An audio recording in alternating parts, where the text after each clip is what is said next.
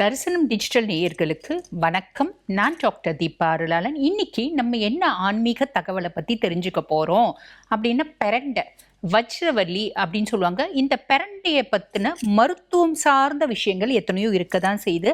ஆனால் இந்த பெரண்டையை பற்றின ஆன்மீக தகவல்கள் பார்த்திங்கன்னா சமூக வலைத்தளத்தில் நிறைய பதிவுகள் தவறாக பதிவிடப்படுது.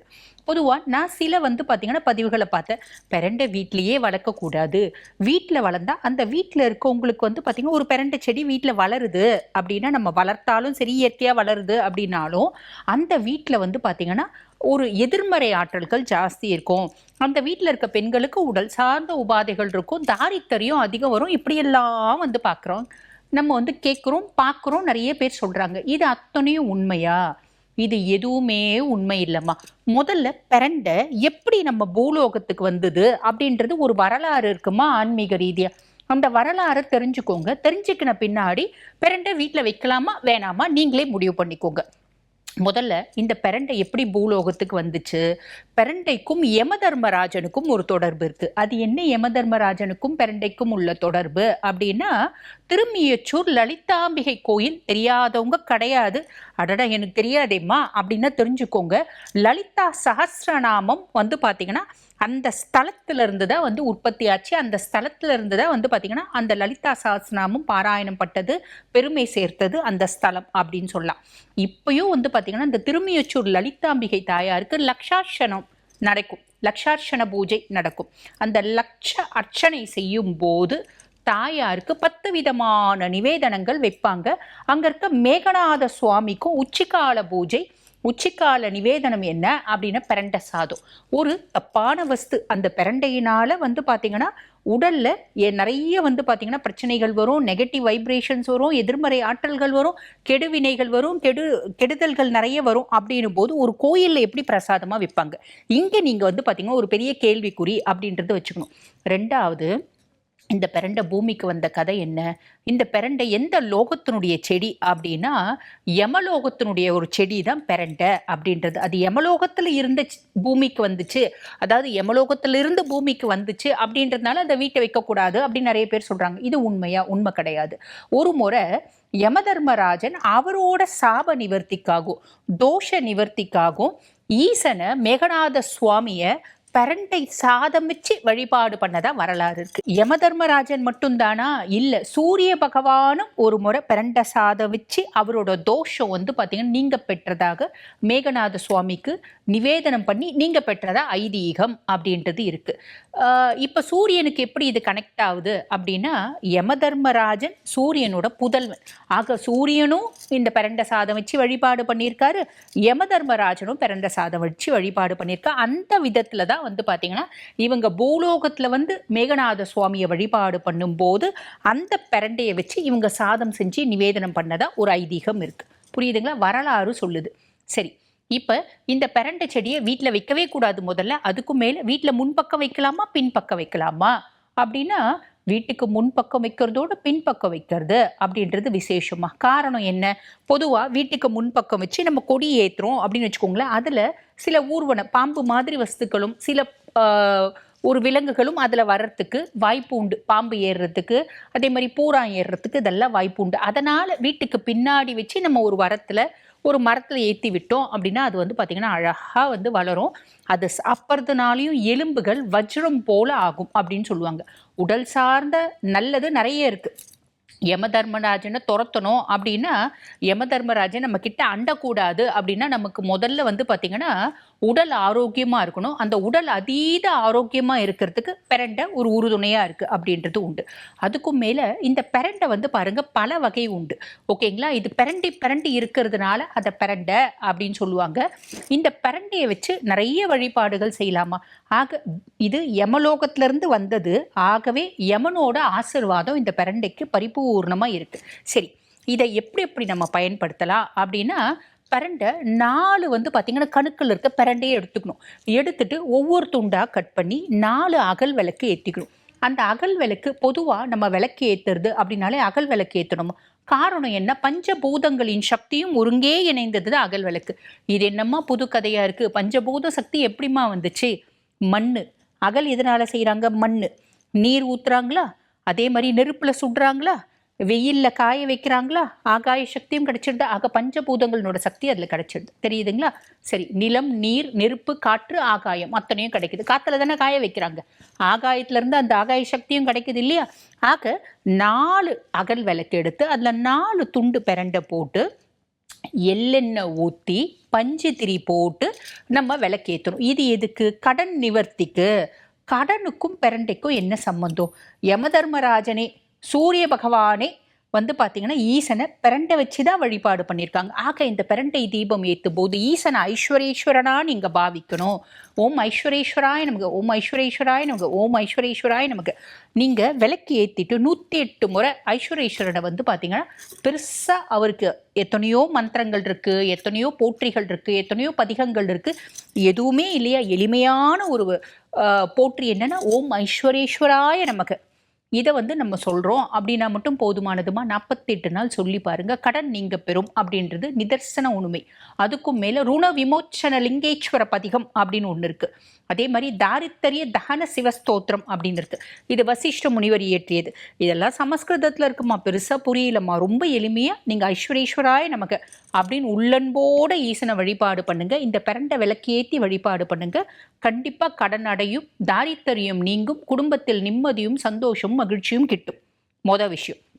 ரெண்டாவது விஷயம், நம்ம பித்ருக்களுக்கெல்லாம் பிரண்டை அப்படின்றது வைக்கணும். இது எப்படி சாத்தியம்? ரொம்ப எளிமையாக சொல்லணும் அப்படின்னா, அமாவாசை தினங்களில் நம்ம பித்ருக்கள் நம்ம வீடு தேடி வருவாங்க.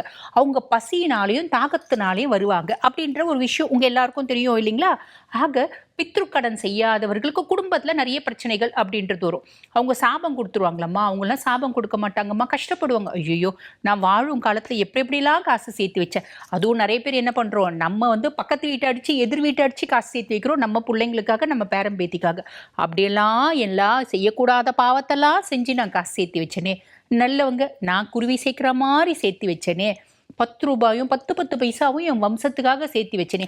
என் புள்ள என்ன பார்க்கல, என் பேரம்பேத்தி இன்னைக்கு பார் நல்ல சந்தோஷமா சினிமா பார்த்துக்கு நல்ல கறி விருந்து சாப்பிடுதே, என்ன மறந்துடுச்சேன்னு வருத்தப்படுவாங்கம்மா. அந்த வருத்தமும் வேதனையும் நம்மளை தாங்கும். மற்றபடி அவங்க சாபம் விட்டுறதுல சரி. அந்த மாதிரி அவங்க வருத்தப்படாம எங்களுக்கு பெருசாக பார்த்தீங்கன்னா படைக்கெல்லாம் நேரம் இல்லைம்மா அப்படின்னாலும் ரொம்ப எளிமையாக நம்ம முன்னோர்களை பிரீத்தி பண்ணக்கூடிய ஒரு விஷயம் இருக்குமா. அது என்ன அப்படின்னா, அமாவாசை தினங்களில் ஒரு செப்பு டம்ளர் எடுத்துக்கோங்க, இல்லை ஒரு செப்பு பாத்திரம் எடுத்துக்கோங்க, நீர் ஊற்றிக்கோங்க. இவ்வளவே பிரண்டை துண்டு கட் பண்ணி அதில் துண்டிச்சு இல்லை கிள்ளி அதில் போட்டுருங்கம்மா. கருப்பு எள்ளி இவ்வளோ போட்டுருங்க. வீட்டு வாசப்படிக்கு வெளியே வைங்க. வீட்டுக்குள்ளே நம்ம முன்னோர்கள் வரமாட்டாங்க இல்லையா, நம்ம தெய்வ வழிபாடு ரொம்ப உக்கிரமாக இருக்குது அப்படின்னா வீட்டுக்குள்ளே வரமாட்டாங்க. வெளியிலேருந்தே அந்த எள்ளையும் தண்ணியும் அந்த பிரண்டை கலந்த தண்ணியும் குடிச்சிட்டு மனசார உங்களை ஆசீர்வாதம் பண்ணிட்டு போவாங்க. ஆக இப்படி ஒரு விஷயம் இருக்குது பிரண்டைக்கு. அதே மாதிரி பாருங்க, இன்றளவும் கிராமங்களில் ஒரு ஒரு ஒரு பெரிய மனுஷனோ இல்லை ஒரு உயிரோ இழப்பு ஏற்பட்டுச்சு அப்படின்னா அந்த சமாதி மேலே மண்ணுக்குள்ளே எங்களுக்கு எரிக்கிற வழக்கம் இல்லைங்க. நாங்கள் சுடுகாட்டில் புதைக்கிற வழக்கம் தாங்க. அந்த புதைச்சிட்டு அந்த புதைச்சிருக்கிறதுக்கு மேலே ஒரு பிரண்டை செடியை நட்டு வைப்பாங்க. இது எதுக்கு? யமலோகத்துக்கு போய் அந்த ஆன்மா யமவாதனை அடையக்கூடாது அப்படின்றது ஒரு விசேஷம் இருக்குது. அந்த பிரண்டையை பார்க்கும்போது யமன் மனம் குளிர்வானா, அடடா இந்த பணம் வெறும் பணமாக வரல, பிரண்டை ஒரு துணுக்கோட வந்திருக்கு. ஆக இது எவ்வளோ வாழும் காலத்தில் இந்த ஆன்மா எவ்வளோ பாவம் பண்ணியிருந்தாலும் யமதர்மராஜனோட லோகம், அதாவது என்னோட லோகம் அந்த பின்னாடி யமவாதனை அப்படின்றது கம்மியாக கொடுக்கலாம்ப்பா அப்படின்னு செய்வானா. புரியுதுங்களா? ஆக இப்படி ஒரு விசேஷம் அப்படின்றது இருக்கு. அதே மாதிரி பிரண்டைக்கு இன்னொரு விசேஷம் என்ன அப்படின்னா, இடுமருந்தை எடுக்கும். இடுமருந்தை எடுக்கக்கூடிய தன்மை பார்த்தீங்கன்னா பிரண்டைக்கும் உண்டு, செவ்வகத்திக்கும் உண்டு. சித்தர்கள் ரொம்ப அழகாக சொல்லியிருப்பாங்க. செவ்வகத்தி பார்த்தீங்கன்னா வாரத்தில் 2 நாள் அகத்திக்கீரைம்மா, அகத்திக்கீரை செவ்வகத்தின்னு சொல்கிறாங்க பார்த்தீங்களா. அந்த அகத்திக்கீரையும் பிரண்டையும் சேர்த்து நம்ம சாப்பிட்டுட்டு வரோம் அப்படின்னா வயிறில் இருக்க இடுமருந்து கொஞ்சம் கொஞ்சமாக வெளியே வந்துடும். என்னம்மா இந்த காலத்தில் இடுமருந்தெல்லாம் இருக்கா? எந்த அளவுக்கு கடவுள் இருக்காரு அப்படின்றது உண்மையோ அந்த அளவுக்கு தீய சக்திகள் உலகத்தில் இருக்குது அப்படின்றதும் நிதர்சனமான உண்மைம்மா. புரியுதுங்களா? அப்போ இடுமருந்து, செய்வினை, பில்லி ஏவல் இதெல்லாம் உண்மைதானாம்மா? உண்மைதாம்மா. அந்த மாதிரி தப்பான விஷயத்துல தாந்திரீகத்தை பயன்படுத்துறவங்க எத்தனையோ பேர் இருக்க தான் செய்கிறாங்க. ஆனால் தாந்திரீகம் கண்டுபிடிக்கப்பட்டது யாருனால? அதர்வன மகரிஷினால.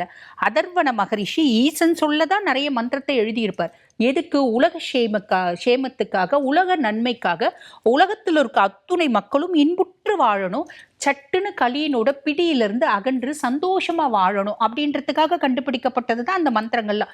இருந்தாலும் மனுஷங்களோட புத்தி என்ன பண்ணும்?